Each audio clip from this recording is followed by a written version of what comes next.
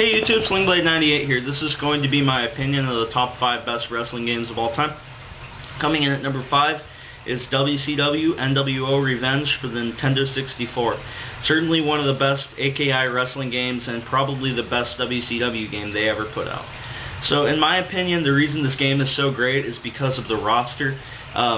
Being released in 1998, they captured the best year World Championship Wrestling ever had, and they had one of the best rosters wrestling has ever seen, in one company at the same time.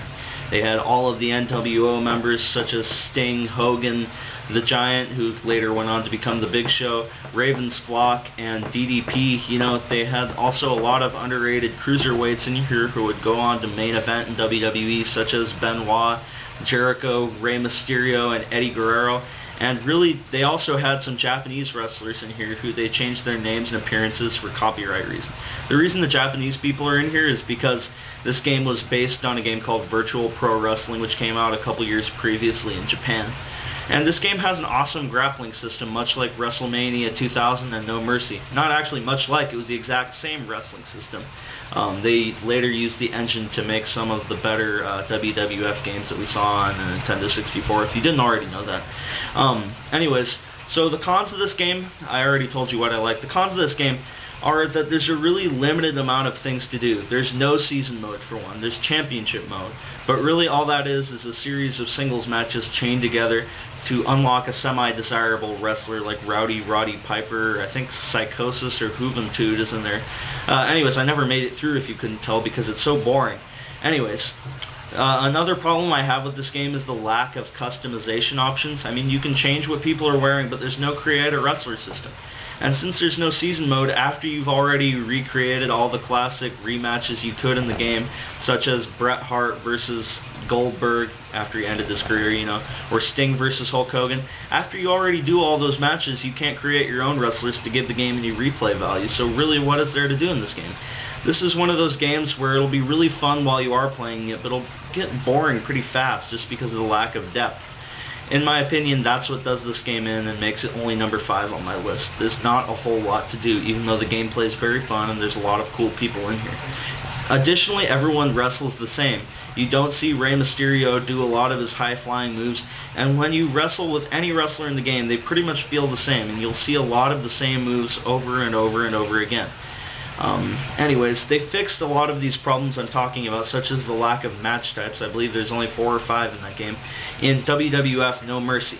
This game came out in 2000, a couple of years later, and it had a great creator wrestler system and a lot of match types. And that's the reason I don't subscribe to the theory that WCW versus NWO Revenge was a crappy game in terms of variability due to a lack of technology. That can't be, because a contemporaneous game using the same engine only a year or two later on the same system managed to fit so much more in there. So how could that really be true, Anyways, a little bit more about No Mercy.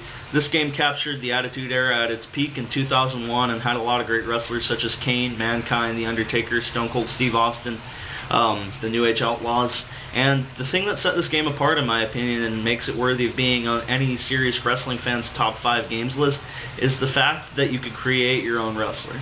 This game has so many moves and so many options in it, it's fucking unbelievable. The customization here is crazy, and it's second only to probably Fire Pro Wrestling Returns, in my opinion, which I'll get to in a minute. So in addition to that, this pretty much uses the same gameplay engine, and they added several new modes, which is cool. I'll get to the season mode in a second. But talking about the new match types, which is, the gears, the bolts, the blood, and the guts of every game, the match types, there was about 2 new major ones. There was the cage match and the ladder match. Really nice to see gimmick matches in here. Kind of sad they didn't have Hell in a Cell, but they would add that later, and obviously we know that Nintendo 64 is not a PS3. So the ladder match is pretty fun for the time. You can capture a lot of the same essences of the crazy spots that you saw in the early 2000s, such as Swanton bombs off there. There's no tables you can set up, but again, limited technology, I understand. I don't hold it to the same standards I would a game such as SmackDown vs. Raw. The other major match addition is the cage match, and in my opinion, I don't really like this one. It's not very fun to play. When you sim a match, it'll end within a minute and a half because the computer will automatically start to climb it, and when you play on your own, it'll take about a half an hour because the computer will get up so quickly when you have it on expert mode. That or it becomes reversal dust.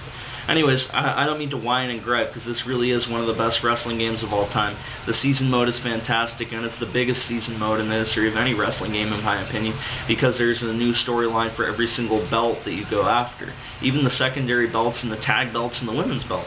There's literally a separate season mode for every, title in this game, and that's crazy. You can defend the titles in exhibition mode, and this is really one of the best wrestling games of all time.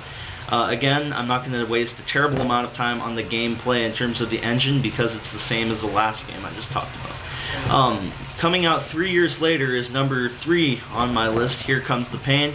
This game, the thing I like about it is how much hardcore stuff you can do in it. The TLC match works beautifully. You can go out in the Times Square, and the hardcore options really make this game, in my opinion, in cohesion with the great roster featuring the likes of the Dudley Boys, Matt Hardy, Tajiri, and Rob Van Dam.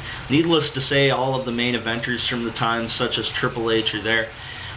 This game really had a great season mode, in my opinion, and I think that wrestling games having text-based season modes isn't a bad thing if the storylines you're participating in are interesting. I remember certain games where I had voice-acted storylines, but they kind of sucked, like SmackDown vs. Raw 2007. If the storyline's more interesting, I don't mind seeing it in text bubbles and little text menus like a Pokemon game or something. That's cool with me. I'm here for the gameplay, not the graphics, and that's why I love No Mercy.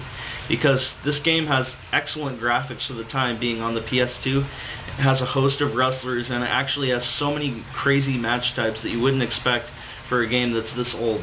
And it captures the Elimination Chamber perfectly, in my opinion. There's so many times where a wrestling company would attempt to put a gimmick match into a game, and it would come out horribly. This worked so well that they literally kept it in the game for years unchanged, and it still feels fresh and accurate. You can throw people off, slam them into the cage, do moves on the metal outside.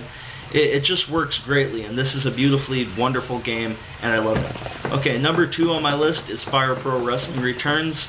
This game has a timing-based grappling system, which will be unfamiliar to Western audiences who are mostly known to play the button masher games. In this game, you lock up, you start in a neutral lockup when you walk up to each other, and then whoever hits the button first gets to do the move. And really that captures the chain wrestling feel of wrestling a lot more than button mashers do. In addition, this game, which came out for the PS2 in 2007, the first English release since 2001 in the series, which goes all the way back to 1989, by the way. Anyways, the thing I love about this game is the customization, if I didn't say that already. You can create up to 800 wrestlers in this game. Well, 500, but there will be 800 when you combine that with the massive roster that's already in there. There's wrestlers from every federation. They look like themselves, they wrestle like themselves. Not just their moves, they actually wrestle like themselves, because the computer logic in this game is unrivaled by any ever. I mean, this is really one of the best wrestling games of all time, and that's why it's number 2 on my list. There's pretty much anyone you could ever think of in here, and there's 1,600 moves, so you can create anyone else you could think of, or your own original wrestlers if you're into that kind of thing. There's also a creator ring option, a creator referee option. There's no story mode in this game, so it kind of suffers from revenge syndrome, but in the same time, because this game has customization options, it retains replay value in the face of having limited modes, because there are only a handful of gimmick matches in here, though the gameplay in them is so great that it makes up for that, and you can really find yourself playing the same matches for years, and you can create new people, which is really cool. Number 1 on my list, not just for nostalgic purposes, but for the purpose of gameplay, presentation, create a wrestler mode, and season mode, is SmackDown vs. Raw 2006. This has got to be the best wrestling game ever, in my opinion, because it had the graphics that most other games at the time lacked, and it has the gameplay that, only games with inferior graphics seem to pull off, such as No Mercy and Fire Pro. This is pretty much the closest thing to a graphics updated Here Comes the Pain you guys are going to get. I mean, it has a host of wrestlers you'll actually want to play as, which is important in my opinion. You could pull off so many classic matches, such as Bret Hart versus Benoit, or Bret Hart versus Kurt Angle, or put Bret Hart, in there against a lamppost and he'll have a classic match. He's that good. Anyways, in my opinion, this game is the best ever because of the sheer amount of stuff you can do. There's like 17 different gimmick matches they added in, a Buried Alive match, there's a GM mode, a season mode with full voice acting, that just about every wrestler who's actually in the game, and you could actually put your created wrestlers in the game, actually have voiceover in there. The storylines are pretty cool, and they go on for a good amount of time.